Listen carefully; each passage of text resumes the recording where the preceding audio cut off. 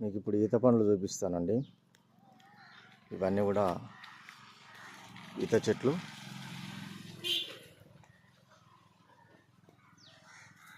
ఈ యొక్క స్థలంలో అన్నీ కూడా ఈత చెట్లు అన్నీ కూడా దగ్గరగా అన్ని చెట్లు పెట్టారు.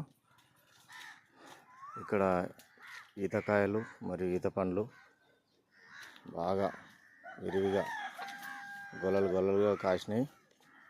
ఈ కాలంలో ఈత పండ్లు తింటే చాలా మంచిది ఆరోగ్యానికి. ఎన్ని గొల్లలు వేసాయో చూడండి.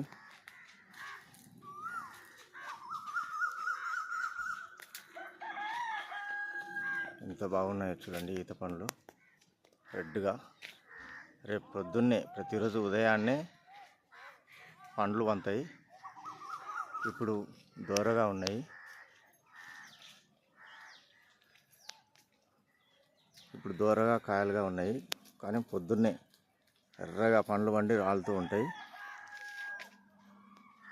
ఈత పండ్లు ఈ సమయంలో ఈత పండ్లు తింటే చాలా మంచిది. రక్త వృద్ధి